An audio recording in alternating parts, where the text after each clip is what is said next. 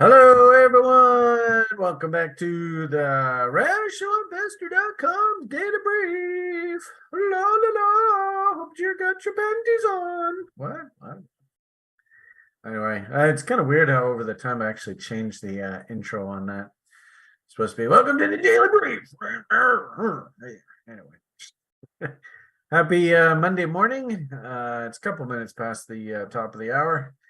9:04 on the wet coast here, 17th of April. I think Americans, you've got to have had your taxes filed. Us in Canada, we have till month end. So anyway, tax season, wonderful. Party. Actually, it looks to me like the whole market kind of started the week off on a bit of a sanguine note.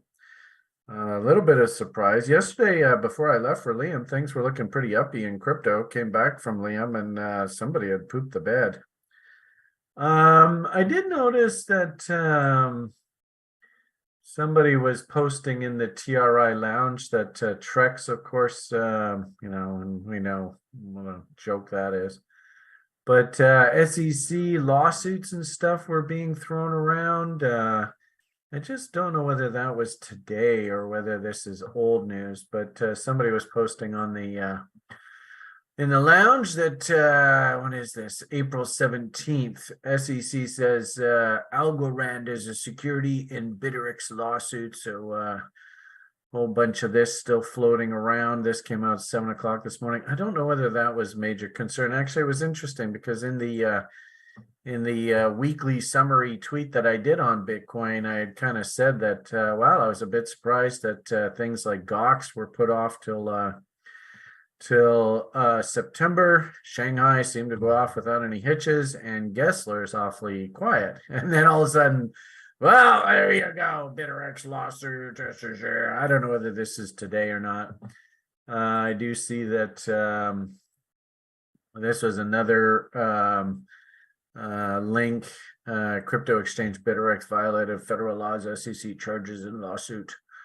So I suppose it was doomed to happen. I mean, as a guy who's worked in the brokerage industry, I was a fully licensed broker. I had the designation fellow of the Canadian Securities Institute.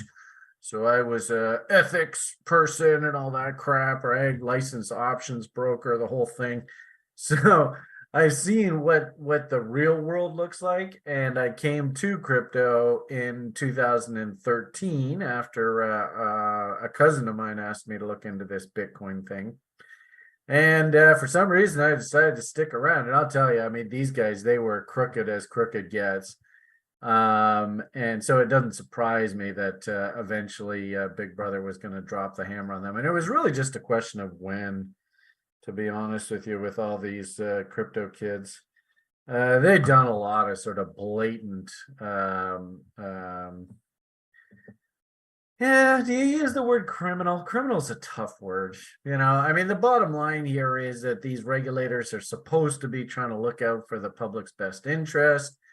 And unfortunately, in capitalism, we're trying to raise money for projects and stuff like that. You can, people have a bad habit of bending the truth and start saying using moon talk and all that kind of crap, and we're all going to get rich in Lambos and stuff. So, I mean, and I remember in that, 15, 16, 17 market, I often used to tell people that, the Americans at that point, of course, were reeling from their housing market collapsing and their basically their government going bankrupt, the banksters having to take over the financial system. That's like the Fed funds, what you know about today. So they were desperate for any kind of growth, any kind of economic activity, anything that would sort of keep the system going. And so to a certain degree, they actually turned a blind eye to a lot of this stuff. And that's now all coming back to roost. The interesting thing about this, though, is that if I'm not mistaken, I think there's like a 7-year statute of limitations. So it'll be interesting to see, where are we? We're 2023. So interestingly enough, they can go all the way back to 2016 still. And 2016, 2017, of course, that was when the market went absolutely nuts there. into that cycle peak. So yeah, they probably have them on the hook for that. Anyway, so it's kind of interesting to see, like I said, when I came back from Lily, and by the way, he was in very good spirits, but the market and your beloved Bitcoin, not so much. So looking at the coin specifically, I've said this repeatedly of late. I don't think there's any damage that's really been done to the weekly price charts, even with this pullback. And even if we look at something like the daily chart, you can see where the bull flag was, and the breakout of the flag top there was 29,380 there on stamp. And today's low here, 29,247. So all we've done is come back and kiss that high. And now we're asking, well, do we want to go back down into the flag? I mean, you can see where the old top of the megaphone is. We could very easily come back and flirt with that line again, which right now seems to be about 28,400 area, 28,300. And the weird part about this is over the weekend, I was kind of humming and hawing. It was like, is this a new bullish bot, or is this going to have to be a reload zone pullback? Here is the reload zone, 61.8 to 78.6. And I guess we're getting our answer now, eh? Because yesterday when I was doing the video, we were sort of sitting there and it was kind of like, hey, we're perking up. Can we actually break out through the top here? And fascinating how we never could, right? I was doing the video, the broiler chicken show video through here. And of course, I went off the deep end with comments about Big Brother and Fed banksters and the whole damn thing. But I do remember when we did review Bitcoin, we had sort of said, if we get a move through this, what was it, 30,620 there, that high there on stamp, oh boy, we're off to the races. But interesting how we got up as high as 30,567, and then we just started to melt right back down and just totally faded. So according to bot rules, this bot is still technically alive as long as we don't breach 66%. And as you can see, we made a low here, like we said, this morning of about 29,247. And interestingly enough, this pattern's kind of looking a bit familiar, right? And interesting how the bottom of this megaphone now is actually the old top of the old megaphone, right? There's the this goes back a while. There's the megaphone. Rawr, look at me, I'm a megaphone. So we just can't lose this level yet. We don't want to accept above it. So I had actually thought, like I said yesterday, we were making higher highs and higher lows. Things were looking pretty uppy. We had the algo go long here. My hunch is the algo is going to take a bit of a punch in the nose here on this. But ironically enough, it hasn't crossed yet. My hunch is it probably should. But anyway, manual trading versus algo trading, I've got nothing to do here. This is just a big hurry up and do nothing market right now. I do have the FOMC, of course, we affectionately call it a TRI, coming up here early May. And I'm just wondering whether, the problem here, and actually it's interesting how timed this is, because I did actually quite a bit of work trying to articulate why the things like Silicon Valley Bank happened.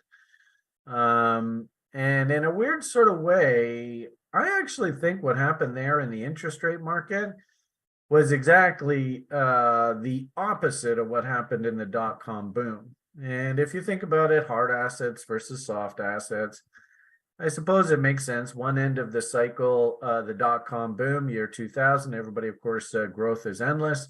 And then bonds going up, of course, that means growth is pitiful. Fear, greed, obviously growth booming, NASDAQ going to the moon, year 2000. Greed, growth is endless, Alan Blinder, all that stupidity. And then on the exact opposite, I suppose, through the sickness environment, we're never going to grow again. It's all about death and decay. And of course, bond prices going up means yields are dropping. And if yields are dropping, that means inflationary pressures are very low.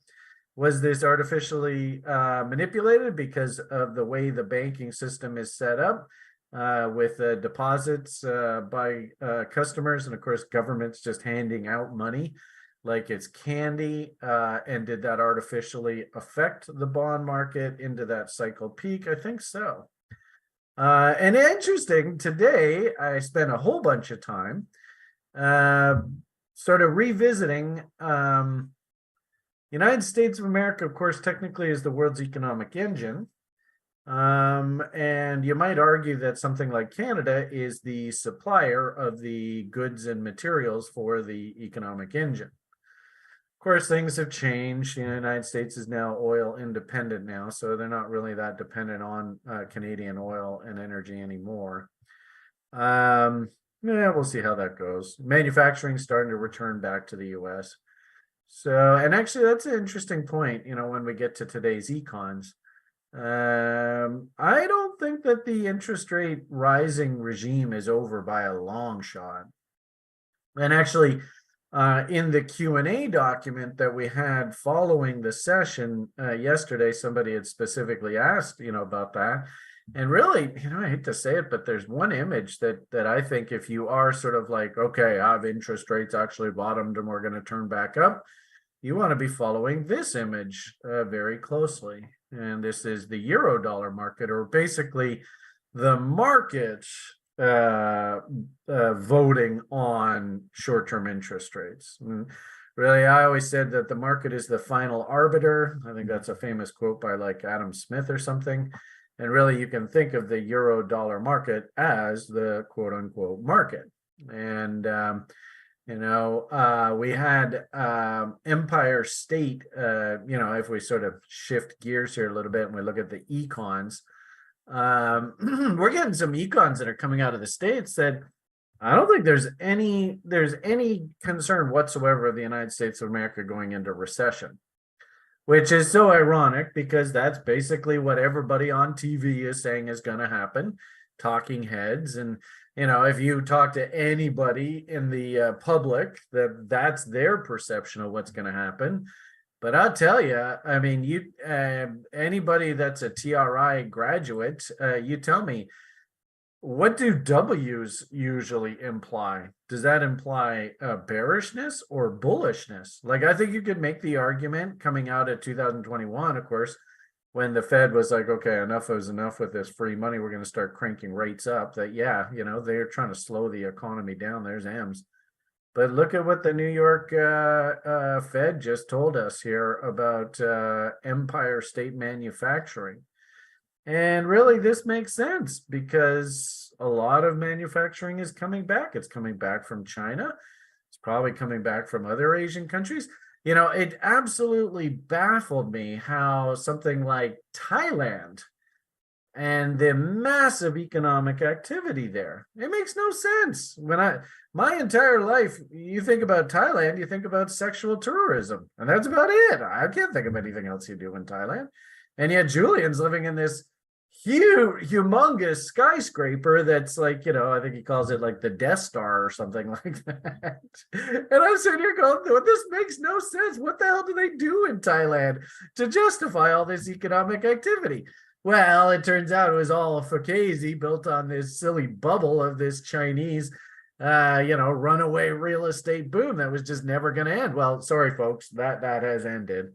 So anyway, I mean, not to pick on Julian or Thailand in particular, but I think this is an interesting commentary that there's no recessionary pressures in the United States of America here right now.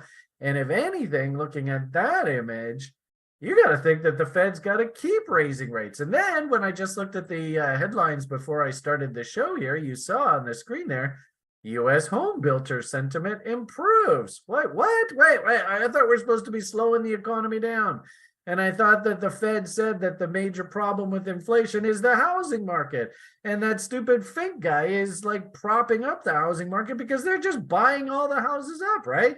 You will own nothing and you will be happy. And if you're not happy paying our inflated rents, then off to the concentration camp you go, says Mr. Klaus. So, this is saying expect higher short-term interest rates out of the States. And now just, let's go see, like I said, gave you a fantastic education in short-term monetary policy and the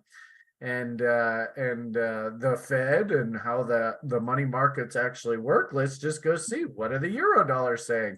Are the Eurodollar market, is it saying that the interest rates are done going up? I'm sorry, that orange line is continually making new lows. That means, when this thing goes down, interest rates are going up. So I don't see any change to this. And I guess the interesting thing about this, kind of bringing this all full circle, is you can actually see the anatomy of this stupidity of this sickness market. And of course, I might argue that basically this is can you say woke economics? Is that even a term we can use? I think that's how you'd have to describe this. Like the whole idea of MMT was just laughable. I mean, an absolute joke. I mean, does somebody actually say that there is no cost to money and government can just print as much money as they want? That's just idiocy. And unfortunately, it just took some time for us to come around to the fact that, oh, indeed, money actually does cost money. So anyway, the point of the matter here is this TD Bank, like the tweet that I replied to here was basically TD's the world's most shorted bank stock. And the question is why? And interesting enough, if you actually look at this image, this is basically this fear cycle that I teach you guys. That, into the year 2000, of course, all we do is we look at like US and Dow and NASDAQ and all that. And you see the market booming higher. Technically, Canada didn't do that very well into 2000. And in fact, a lot of the commodity names were just on their knees. If you look at the price of gold, it bottomed right around here, not topped. And oil, same sort of thing. So by definition, Canadian banks, if the commodities market's doing better, they should do better. It's interesting that this was this sort of George Bush Jr. bull market, and this was the U.S. housing market debacle. And I might argue that this was through the fear cycle. So that meant that Canada was actually in the sort of good part of the market, commodity boom, Canada boom, Australia boom. Remember Australia, they were bragging about how they had like 25 years without a recession. Oh boy, how are they feeling now? Anyway, point of the matter here is these cycles move in very predictable patterns. I think this cycle was actually supposed to end at the end of 2017, 2018, and you can see that indeed the market was starting to unwind that bull. And then we went into this stupid, idiotic sickness, Jupiter, Saturn, Pluto conjunct, moving into the age of Aquarius and, woke politics and, hell, you can go on and on and on about just the stupidity of our society right now. And in a weird sort of way, you can kind of see this parabolic move. I could never understand this, but now actually I do understand this completely, because what ended up happening was the governments went and just printed money like crazy. And of course, all that money found its way directly into banks. And of course, banks are programmed. Even Powell himself has said recently that banks, all they are lending institutions. That's it, nothing else. The whole concept of you having bank deposits, who gives a crap about that? It's just really a question of them issuing loans. So this whole deposit thing just really screwed them up royally. And of course, a lot of the sort of regional banks, I mean, you see the troubles that they're in because they just couldn't handle this sort of massive flood of deposits. Well, we go back to this image. Now, this price chart makes perfect sense. In Canada, we had something called CERB, and it was just ridiculous how the socialists, substitute drama teachers, I mean, you could just think about it in your high school cafeteria. The substitute drama teacher is up at the front of the cafeteria going, "Hey, I'm running for class president. If I give you coupons to buy stuff for free and and all that, will you vote for me?" That kind of nonsense, right? And that's basically what happened, right? Fascinating to see how now on the other side of this sickness, how Revenue Canada is just coming down like a ton of bricks on people who got CERB payments and are not like reporting them correctly. But that's another conversation for another day. I might argue that actually the unwinding of this is basically just it's almost like in this document, I sort of how do you explain the stupidity through these Jupiter-Saturn crosses? Because the humans just go stupid. And the only way that I can really explain it, because I lived and I was a broker and a trader and the whole damn thing through the dot-com boom. And it was the same thing where, Alan Blinder was publicly laughing at the president of Nortel Networks for selling his stock at the very top of the dot-com bubble. And who was right? Not Alan Blinder, that's for damn sure. But the only way you can really explain it is if you think about the markets and assets, they move very similar to the way that these planets orbit the sun, in that it's not a circle. It's actually an ellipse. And right at the very apex of these orbits, things just go screwy. And I gotta say, and I went on at length yesterday about this. I suppose I don't want to go on too much about this now, but I just find it fascinating that that is basically that image of the market going completely elliptical through the apex of the Jupiter Saturn. In this case, it was Pluto as well, which is like, only happens like once every, I guess 200 years or something like that. Just, this is a very, very rare occurrence. But in essence, that is that image of the market going elliptical through its apex. And ironically enough, my hunch is this bank stock is actually going to come right back down to that low, that low, that low. And it's going to make some sort of big ass head and shoulders top. And ironically, ultimately at the end of this, this was the Canadian bull market cycle. And I think it went on 2-3 years too long. And ironically enough, now we're probably going to have to go through the exact same opposite side. This is now the bear cycle for Canada. It should be a good bull cycle for the States, but a bear cycle for Canada. And we're just going to slowly work our way down into this apex event all the way down here. And what's super cool about this is good old Foggenbaum. So you can't even see it, but target 1 should have been a revisit of this high. And you notice there's 2.618. Target 2 should be 4.669, or the bifurcation level, which again is just basically coming down to this level, this level, this level, and 50% of the entire bull market. It's just so universe sort of harmonic in a weird sort of way. And also to notice that if we just draw a very simple trend line, boom, boom, boom, notice that that trend line also too is right in that area as well. So that's target 2. And then ultimately, I actually think that the Canadian real estate market has to go through exactly the same thing that the US real estate market went through, because through this period, US real estate market was artificially propped up. I would argue through this part of the market, Canadian real estate market was artificially propped up. And so there needs to be a day of reckoning, probably the same sort of pattern that happened with the US market. I mean, it's fascinating to watch it all play out, but it's incredible how this actually corresponds so nicely with this document that I just put together here. It was a bit surprising, but I was thinking about that overnight, and that's what I spent my morning on. Anyway, here nor there. Point of the matter here is we're getting more anecdotal evidence out of the United States that their economy is perfectly fine, and also to the headlines, perfectly fine. And the irony of it all is that the inflationary numbers are still very high, and like I showed you, they aren't calming down at all. We're still 4 months away from where we're supposed to hit the sine wave apex. So who knows what the hell is going to happen in the next 4 months? You may find that the Fed has to raise rates another full percentage point, 100 basis points. You don't know. I mean, anything can happen here. So the point here is that there is no bottom in this interest rate environment just yet. Oh, wonderful. And I get the feeling over the weekend that that's kind of what the market kind of was humming and hawing about here.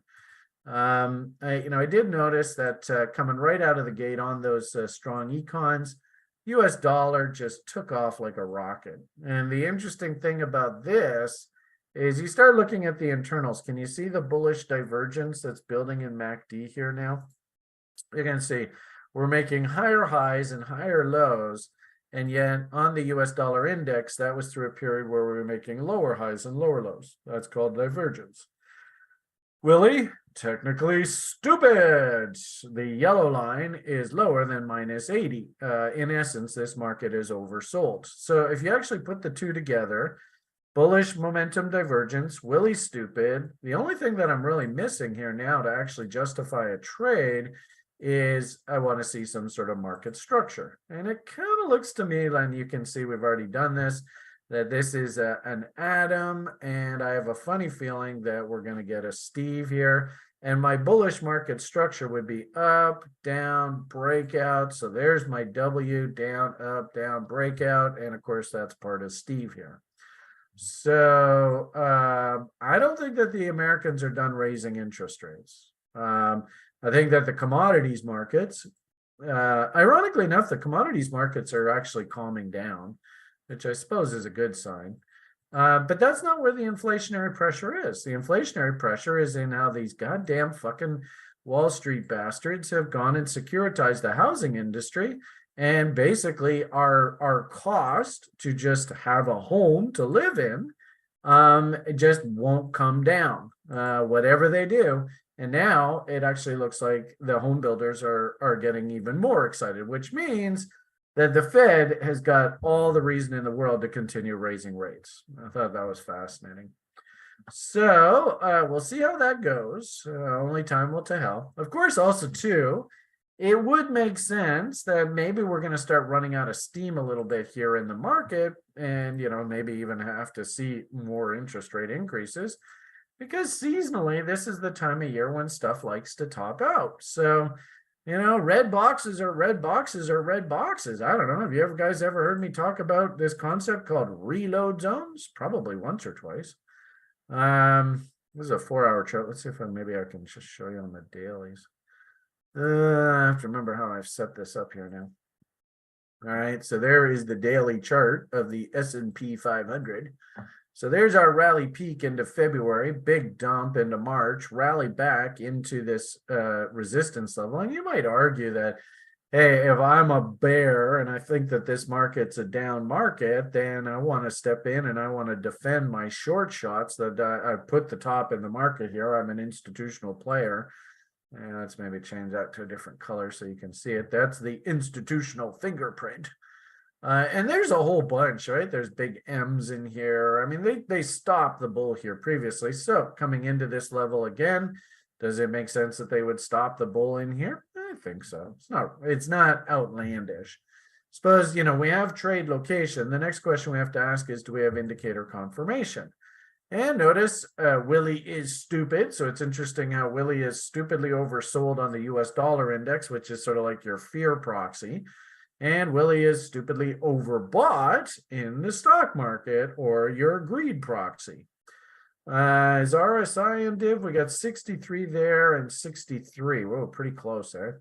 So that is a lower high. It's not overbought, so I don't think it's the end of the world. If anything, I like this as like a seasonal top, which means that we probably pull back into moving average support. We probably do things like 50% retracement. So boobity boo, there's your 50% level, which is right along 200 SMA. And then maybe through the period of May, June, into usually seasonally, the market likes to bottom into that July 4th holiday weekend. That's actually very normal. Then once we get on the other side of that holiday weekend, back into stupidity we go. So I mean, you never know exactly where the hell these tops are going to come in. What is going to be the impetus? Do I actually have an outright M here to justify shorts? Not yet off the dailies. But off things like the 4 hour, it does make sense why day traders and stuff might be hunting shorts, and also too, I've got a few of the OGs in crypto, guys that pretty wise. One guy in particular, FA, has been sort of part of our public broadcasting recently. He actually did like the idea of hunting shorts up here. I don't know whether I'm ready to call this thing done yet. But if anything, hats off to you, Effie. I like that. I like the idea of looking for a top up top here. As well, too, if you start there are specific parts of the market that should actually break first before the broader market breaks. So if we look at things like just the area that I'm thinking about in particular, what was it? I think it was is it no MET? No, damn it. Where the hell did I see that? I saw it off of Finviz this morning. Where's that? Over here. Oh, really? Well, I don't know. Okay, I'll finish this thought, and then this will probably be sort of our final thought here for today on the free show. But if we look at the heat map, you notice that the semiconductors are not very happy. TER, that's what I was looking for. Pterodine. So they often say that the semiconductors are actually the ultimate leading indicator in the economy. I don't know whether you've ever heard of that before. If you haven't, maybe write it down. There's a nice little tidbit for you. And you look at AMAT. I mean, does that not look like a top? This is one of the biggest semiconductor manufacturers in the world, semiconductor equipment and materials. It might be interesting to look at Sjord's ASML. In fact, actually, Chris, can you write that down? Let's take a look at, because it's Dutch, and so Sjord pays attention to it a lot. But if you could write that down, maybe we should take a look at that tomorrow when Sjord's on the call tomorrow. All right. So, but the point here is AMAT's the largest semiconductor manufacturer, sort of, equipment and materials. Does that not look like an Adam and an Eve, right? Adam here and then Eve here. Looks like it to me. Double top, M breakdown, 50% levels, probably down. Look at that big old gap down there at about 85 bucks a share. So you can see it's already starting to break. So the semiconductors are already starting to say, hey, pay attention. So if anything, I liked Effie's thinking about seasonal tops. It would make sense. The old adage is sell in May and walk away, and technically May is less than 2 weeks away. So should we be thinking about tops coming into the market here now over the next few weeks? I think so. And then, of course, like we said, sort of finish off the thought, the data coming out of the States is relatively bullish. This is not recessionary. You don't see images that look like that with recessions. You don't see this with recession. So if the Fed is still serious about getting in front of inflation, like we said, is the interest rate market actually bottomed and interest rates are going to start heading down? No. So why would you start thinking that interest rates have topped out and are going to start heading down? The market proxies are not telling you that. So put it all together, oh boy, sounds to me like we're setting up for a pretty challenging next couple months ahead of us. Party. And I suppose, final thought. I don't know whether I honestly don't think crypto is a short. It's just the problem is that a lot of these names have gone up egregiously. I mean, a lot. So it's not really hell, even Bitcoin itself. I mean, technically, have we not doubled in price, right? The lows there were 15,479, and we hit a high of 31,000. Isn't that a double? Wouldn't smart? You tell me what. In fact, let's maybe put in the comments. if you had the balls to step in here at 15 and change, what should you be doing at 31 and change? Common sense to me. So it doesn't surprise me that, yeah, we're probably going to see a bit of profit taking up top here. So anyway, slow and steady wins the race. I don't, like I said, I don't necessarily think this is a short. I don't really think that, honestly, like the AMATs, I don't think they're a short, although, I can see traders are going to make some money on the short side with things like those M's. I still like the idea. Pullbacks, yeah, a nice healthy pullback here. We could get the corn to drop in a good 5-10 grand here, no problem. Pullbacks are buying opportunities, and I still think that. So there's your update for your Monday morning. PMA for the win, slow and steady wins a race. Just be careful out there, folks. There's a lot of anecdotal evidence that's suggesting coming into seasonal peaks here. So, don't chase, work your bids at reload zones, go slowly, take appropriate risk, sell half on a double if you can to get those risk-free trades, and just try and keep your chin up. Slow and steady wins the race. Don't take no wood nickels. Remember what your number one job is. And I think that's about all the cliches I can spit out for one day. Have yourselves a great day. All the best. And bye for now.